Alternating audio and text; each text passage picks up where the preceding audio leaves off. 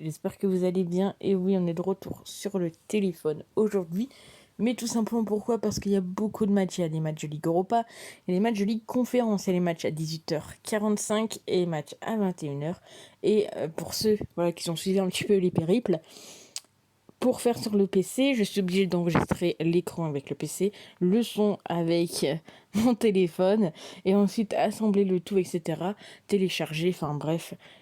Et du coup, ça me prend énormément de temps. Et aujourd'hui, j'ai que ce matin pour faire les vidéos.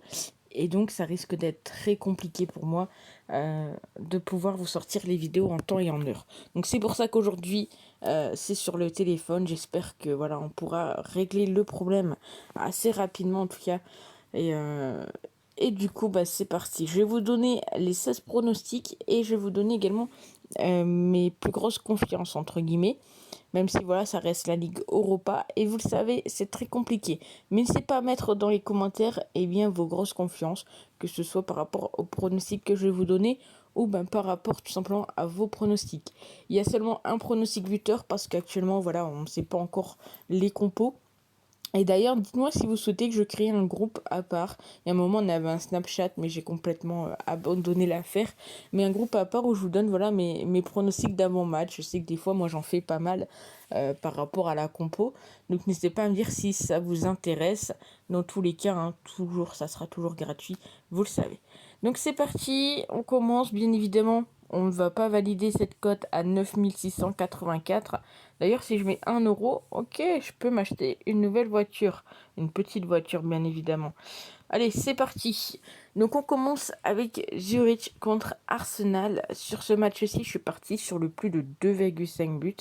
Ma petite confiance, elle est plutôt pas mal quand même. Je pars sur du 7 sur 10, bien évidemment. Le PSV Eindhoven contre Bordeaux, je passe sur le PSV ou nul et le plus de 5. Je pense que ça peut être un beau petit match à regarder, même si je pense clairement que le PSV est au-dessus. Ma confiance ici, on part sur du 7 également. Du côté de Ludo Carès, il reçoit la Roma. La Roma qui est quand même une équipe qui est assez favorite pour cette Ligue Europa, on va pas se mentir. Là-dessus, je pars sur du 8 sur 10. Et vous le savez, bien évidemment, on peut pas trop se fier actuellement aux confrontations, vu que la plupart des équipes ne se sont jamais affrontées. Et on continue avec donc Elinski contre le Betis. Ici, je suis parti sur le moins de 3,5 buts. Pourquoi? Parce que c'est clairement deux équipes où il n'y a pas forcément beaucoup de buts. Et malgré le fait que Elinski soit premier de son championnat à l'heure actuelle, c'est une équipe où il y a très peu de buts. Donc on peut peut-être avoir 3 buts, mais j'ai un peu du mal à en voir 4. Donc là, ma confiance, ça sera du 7 également.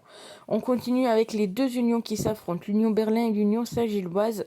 Ici, je pense, on peut partir sur les buts des deux équipes, même si il y a un avantage, on le sait, pour Berlin. Les deux équipes qui marquent, je pars sur une confiance à 6. Du côté de Rennes, alors je vais peut-être me mettre un peu des gens de côté, on va dire, des gens à dos. Mais Rennes, ils vont jouer contre l'Arnaca. Moi, je sais pas du tout ce qu'elle vaut cette équipe.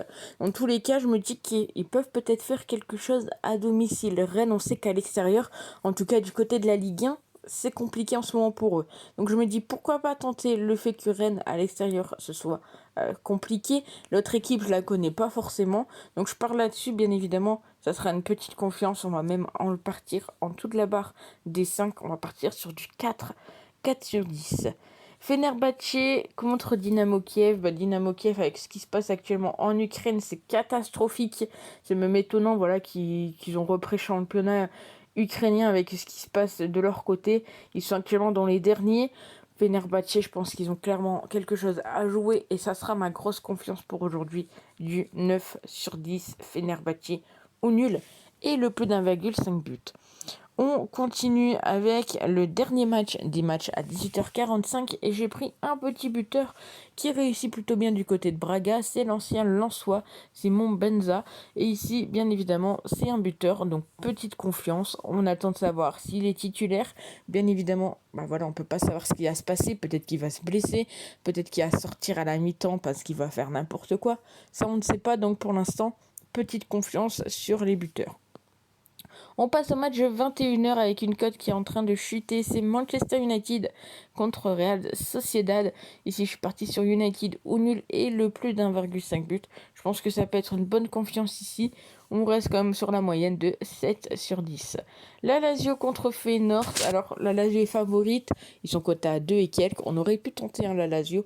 Mais si je préfère tenter les deux équipes qui marquent. Et encore une fois, petite confiance, 7 sur 10. Fribourg contre Karabakh. Alors, Fribourg est favori, on le sait, ils sont actuellement leaders de Bundesliga. Et en gros, Karabakh, on les a vus les années précédentes, mais actuellement, ce qu'ils valent, etc., je les ai pas vus jouer, je sais pas du tout ce que ça vaut. Et le fait que ça soit la Ligue Europa, on peut pas se permettre de dire que Karabakh potentiellement ne marquera pas un but contre Fribourg. Ça aurait été contre le Bayern, j'aurais peut-être été un petit peu plus réticente, même si on l'a vu hier avec le Barça, Splen a réussi à mettre un but. Donc pourquoi pas ici voir les deux équipes marquées, mais voilà, petite confiance, du 6 sur 10. L'Étoile Rouge contre Monaco, je pars sur les deux équipes qui marquent. J'ai plutôt une bonne confiance sur ce match. Je pense que c'est deux équipes qui peuvent se neutraliser, même si encore une fois, en tant que Français et Française, j'espère voir bien évidemment la victoire de Monaco. On continue avec Nantes contre l'Olympiakos. Là, c'est la même chose. Voilà, on espère quand même que Nantes fasse quelque chose dans cette Ligue Europa. Mais je vois quand même l'Olympiakos marquer le premier but. Du côté de la Ligue 1, en règle générale, Nantes est très souvent l'équipe qui encaisse en premier. Donc je me dis pourquoi pas tenter et continuer de jouer dans ce sens-là. Donc l'Olympiakos marque le premier but. Ma confiance, elle est de 6. Ça reste quand même une très belle cote. Ferencváros contre Trabzonspor. Là, je suis parti sur la victoire de Ferencváros.